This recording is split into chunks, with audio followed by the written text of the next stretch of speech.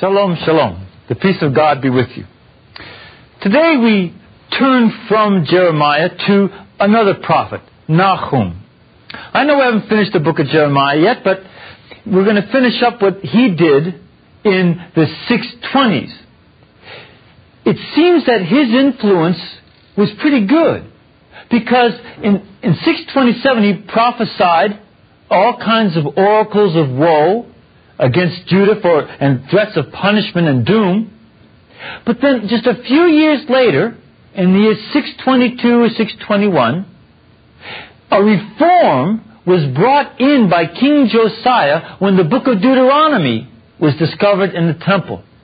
And King Josiah did many of the reforms of the book of Deuteronomy, such as Jeremiah wanted. So, while King Josiah is reforming the religion of Judah, Jeremiah becomes quiet. And he'll stay quiet for quite a number of years. We'll get back to him in later episodes, but for now he's quiet.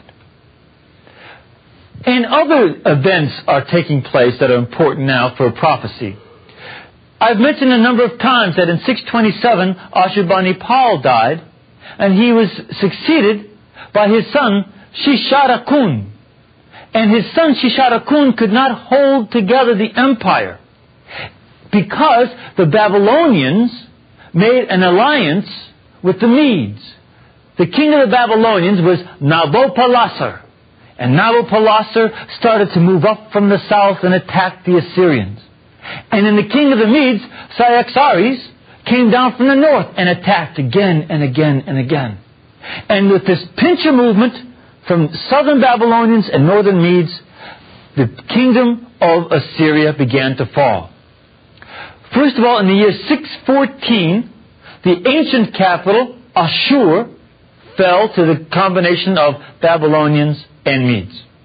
And then in 612, the city of Nineveh itself fell to the alliance against Assyria. Now, this prepares the way for understanding the prophecy of Nahum, or Nahum, it is an H in English, but it's a sound to it. Got to have a lot of spit when you speak Hebrew. Nahum is a prophet. He's the only prophet whose book is called a book. No other prophetic book is called a book in Hebrew. Okay? The Hebrew text says, the burden of Nineveh, the book of the vision of Nahum. And the word Nahum means full of comfort or mercy, but comfort. And all that we know about him is that he comes from the city of Al-Kosh. Don't know much more about it. Now, this, first of all, starts off as an alphabetic poem in Hebrew, of course. That the first word of each line is a letter of the Hebrew alphabet in succession. And it goes right on down. L and B and so on. But the thing that we have to realize is that it ends after it gets to the letter K. So it's not a complete acrostic. An acrostic is a poem that starts off with each letter of the alphabet, like Psalm 119 does, for instance. But it's a partial acrostic, and the important thing is not just its structure, but rather also its message, which is how Yahweh is marching against the city of Nineveh. Yahweh himself will punish Nineveh. So let's see what he's got to say here. Yahweh is jealous and avenging God. Avenging is Yahweh. And he is a master of wrath. Now that's just a rich image. As a matter of fact, this prophet Nahum is a great poet. And it calls Yahweh the master of wrath. He knows how to take care of wrath.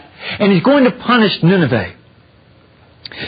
Yahweh is vengeful to his opponents. And he holds on to wrath for his enemies. Yahweh is long-suffering. He takes a long time, for his anger. But he is great in power. And when he does come up, look out. You're in trouble. And that's the way it is with these people of Nineveh. For by no means and no way will Yahweh clear the guilty. Yahweh comes in a whirlwind, in a tornado. You think that Mr. Clean Guy is something in that commercial, huh? Well, he cleans up the house. Yahweh comes to clean you up. He's that kind of a tempest. and clouds are the dust of his feet. He hollers at the sea, and he makes it dry, just like he did when he brought the people of Israel out of Egypt. He dries up all the rivers, like he did with the Jordan. Bashan and Carmel languish. Bashan is over on the east side of the Sea of Galilee, what we call the Golan Heights now. Carmel is on the other side, the west, right on the Mediterranean coast. And both are usually very green, but if Yahweh says, "You're dried up, baby," then that's what happens to them. And the flower of Lebanon just is sorrowful. It also withers.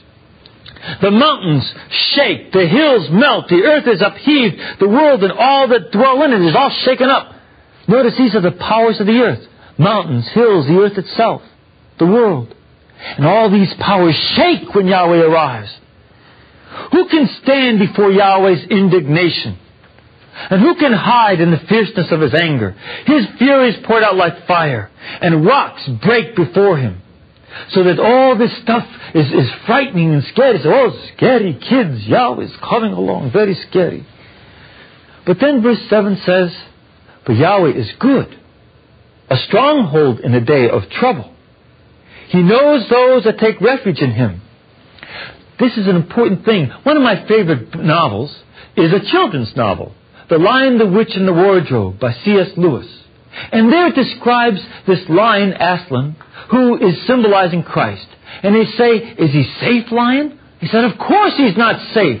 Of course God isn't safe. He's dangerous. But he's good." And that's what Nahum says here. He's good. For he comes not with safety here, but he comes with an overflowing flood. And he makes an end of a place, and darkness pursues his enemies. But it's his enemies that experience this, not his friends. So, what do you, that is you people of Nineveh, what do you plan against Yahweh? He will just end it completely. He will make a full end. Trouble will not come up a second time. Why not? Because Yahweh destroyed you once and for all. The people, for instance, who go to hell, they are not going to be able to do any more damage after they're there. They're done with. They don't rise up a second time for another chance. Even though they are tangled and twisted like thorns, even though they are drunk, they shall be devoured like stubble. Even though they cause lots of trouble here on earth, they shall be burned up like chaff or stubble. And then in verse 11, he speaks again, "Out of you, Nineveh, he comes forth." Now the he refers to the strong generals that came out of Nineveh, like Ashurbanipal and the other great kings. And those who devise evil against Yahweh, they came out of you, Nineveh, those who counsel wickedness. And now we'll hear in just a moment what the prophet Nahum has to say to those who come out of Nineveh as great kings and generals. So please stay tuned to us.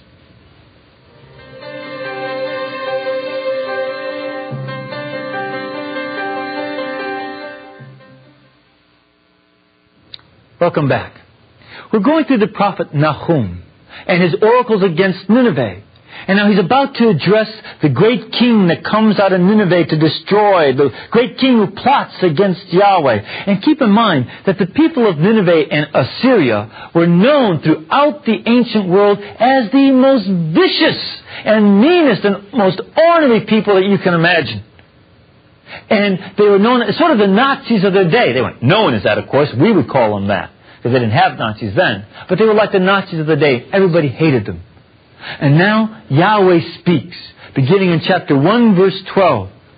And see, the first 10 verses describe Yahweh.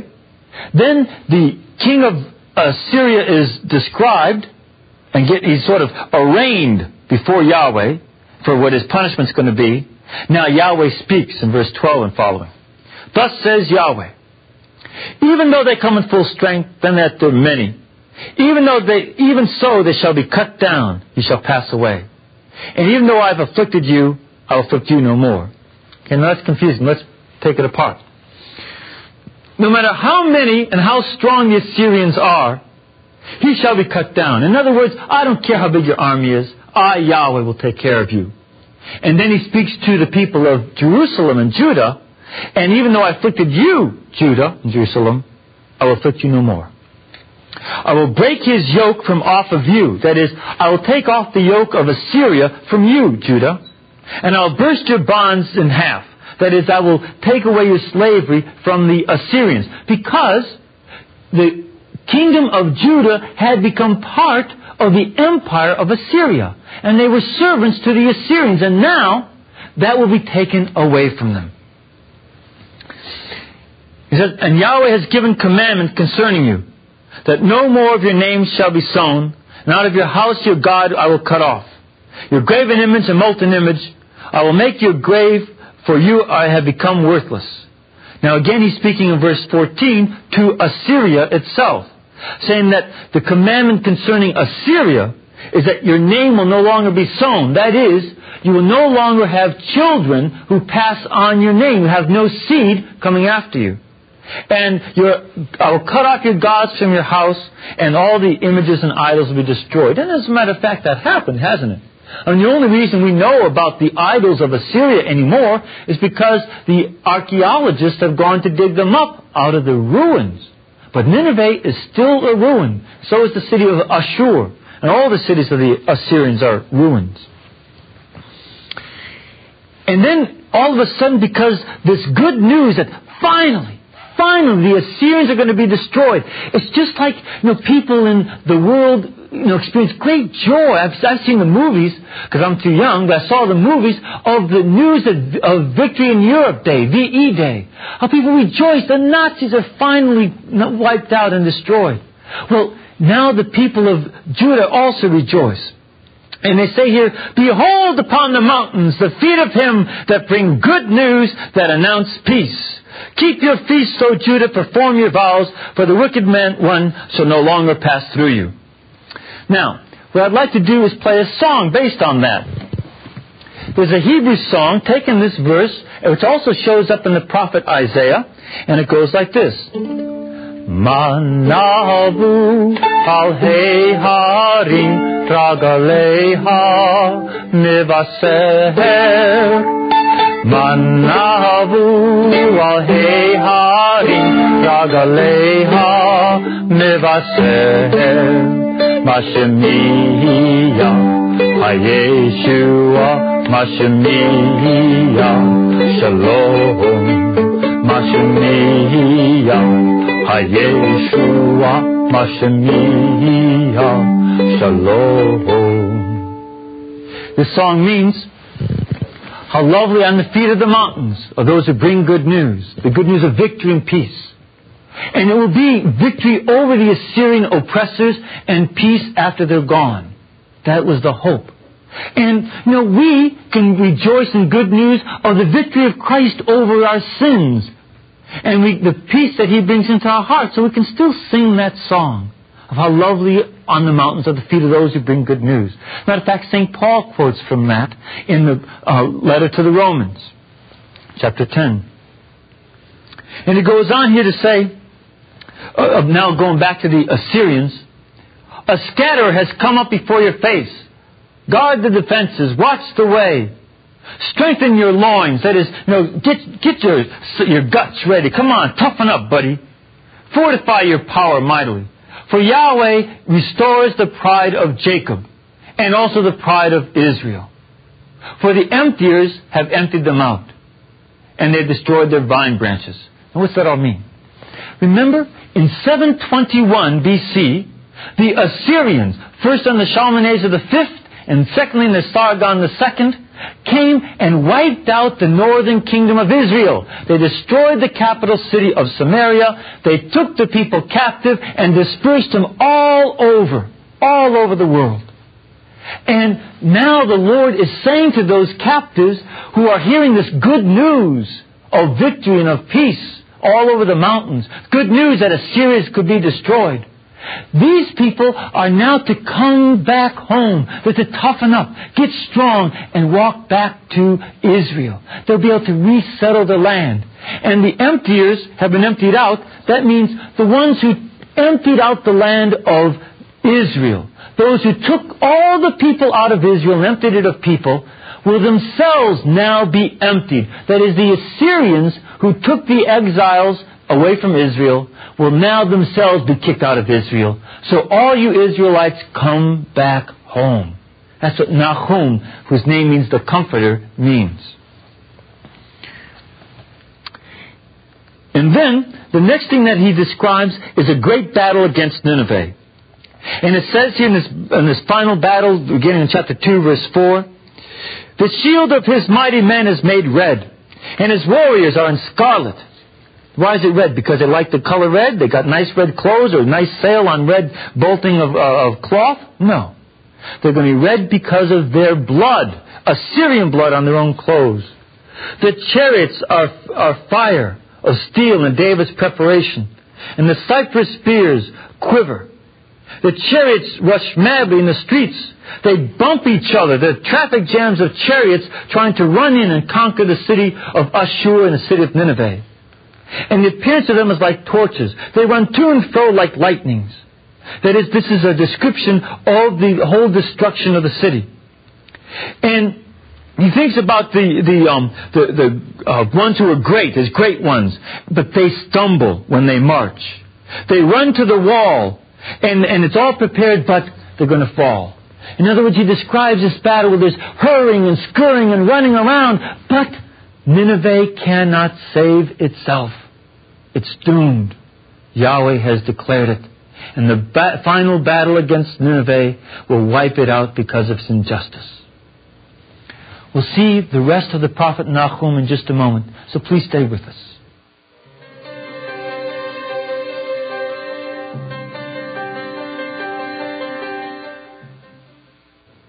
Welcome back. We're going through the prophet Nahum and his description of the destruction of Nineveh. Nineveh, which deserved this destruction because the people there were so violent and so compulsive in their destruction of other nations that now they themselves will finally be destroyed. In chapter 2, verses 7 through 11, we see a description of what happened when the enemy army comes into the city of Nineveh. The gates of the rivers are opened and the palace is dissolved. There were floodgates along the river Euphrates that were next to the city of Nineveh. And these are opened up and floods come in. You might remember in history how Hitler did the same thing to prevent the taking of Berlin. He had the subways of Berlin flooded so the armies of the Russians couldn't come in. He ended up killing many of his own people at the same time. But when the flood comes in, the palace is destroyed. The queen is uncovered. That is, she's made naked. Now this is the queen who had the best clothes in the whole world. Now she is made naked because she's taken by the enemy. She's carried away. Her handmaids moan with the voice of doves, and they beat their breasts. Remember, we talked about that before with other prophets where their breasts are made naked in Isaiah. And they beat on their naked breasts as a sign of mourning. Okay? And they'd scratch them and things like that. He says, Nineveh has been from an old time like a pool of water. That is, it was calm, like a pond. And nobody bothered Nineveh for a long time, for hundreds of years. Nobody bothered Nineveh because it was so strong and so calm. But now they flee away. They say, stand, stop, don't run away. But nobody looks back because they're all running. They're all terrified. Take the spoil of silver. Take its gold. There's no end to the store, rich with all kinds of precious cups and chalices and all these other gold ornaments. Now she is empty and void and waste. And the hearts melt. And the knees knock together. They get all kind of knock-kneed and scared. And in their loins, inside themselves, everything is in turmoil. Their whole bowels are up in an uproar. And like I've mentioned in one other show, women who are waiting to go into the gas chambers at Treblinka used to defecate because they were so frightened. And so also is this going on with these people. That's how scared they are. And we use expressions similar, reflecting that level of fright, that even your bowels are all in disorder, as a way to describe extreme fear. And everybody's faces become dark. Then we see in verse 12 and 13 a couple of questions that are rhetorical questions, where it says about Nineveh, sort of mocking it. It says, where's the den of lions? Where's the feeding place of the young lions, where the lion and the lioness walked? and the lions whelped, and none made them afraid. Remember, we've seen pictures before of how there was a park for the king of Babylon who would chase lions around. Okay? And he said, where's that now? And wasn't Nineveh called the den of lions itself? And that his king is stronger than lions, so he would kill them? Well, it's no more. Nineveh is destroyed, as happened in the year 612. The lion who tore in pieces and gave enough for all his whelps, that is, for his young lions. And he strangled enough for his lionesses, and has filled his caves with prey, and his den with food. But now, that is, the lion is the king of Assyria. He's gone. He's nothing. He's nobody. They have nothing left. Nineveh is destroyed. It's not a lion's den. It's a place for jackals and ostriches. And he talks about this great desolation that will come upon them in verse 14. Yahweh says, behold, I am against you, says Yahweh of hosts, Yahweh Sabaoth. I will burn her chariots in the smoke, and the sword shall devour your young lions. Because they had this park or zoo with lions, and they'll all be killed. I will cut off your prey from the earth, and the voice of your messengers shall no longer be heard. Because your empire will be destroyed, your messengers won't go from one city to another. That won't happen to you anymore, Nineveh. Now, chapter 3 is a change. In verses 1 through 7, we see a woe oracle. That is a funeral lament over Nineveh, because Nineveh is dead. And it says, woe to the city of bloods. That's what it says literally in Hebrew. And city of bloods means a city of bloodshed, a city of murder and violence. It is all full of lies and stealing, but the prey does not depart. Listen, the whip, listen, the rattling of wheels, the prancing of horses, the running of chariots. In other words, listen, Nineveh, you're dying. Can't you hear how the enemy Babylonians and Medes are whipping their horses, they're whipping their chariots, and they're careening all through your streets, Nineveh, and all through your towns to destroy them. The horseman charges, the sword flashes, the spear glitters, the multitude of slain, and a heap of carcasses. See, the Assyrians used to take their enemies and pile up the heads of the enemies and keep on killing enemies until they had a pile of heads that reached to the city gates of the enemy cities. Now, there's a pile of carcasses of Assyrians. What they used to do is done to them. The crime and the punishment fit each other. There's no end of corpses. They stumble upon their corpses. Because of the multitude of the harlotries of the well-favored harlot, the mistress of witchcrafts. That is, he compares Assyria to a harlot very much like the prophet Jeremiah had done. And he calls her mistress of witchcrafts. As a matter of fact, the demon god Pazuza was worshipped a lot, and little statues of Pazuza, the demon god of Assyria, was put by all the babies to protect them from the demons. So they're known for their witchcraft. And it sells nations through her harlotries and families through her witchcraft. Behold, I am against you, says Yahweh of hosts. I will lift up your skirts over your face. Now, if a woman takes her skirt and puts it over her face, that means her genitals are exposed. And this was a sign of complete shame. And I'll show the nations your nakedness and kingdoms, your shame. I will cast detestable things upon you and make you vile. I will make you like dung. And they shall come to pass, and all that look upon you shall flee from you and say, Nineveh is laid waste. Who will bemoan her? When I seek where will I seek comforters for you? Nowhere. Nowhere. Because there's no one who will comfort Nineveh. You are better than no Ammon. Now that refers to the capture of Thebes. And I have a slide, a photograph of an Assyrian wall carving where the Assyrian army is attacking the city of Thebes. You can see it on your screen now. The Assyrians are going up to attack the city of Thebes, and now the same destruction will come upon the city of Nineveh, that they will be destroyed by the power of the word of Yahweh spoken through Nahum. And sure enough, in 612 BC, they were wiped out by Babylon and Mede together.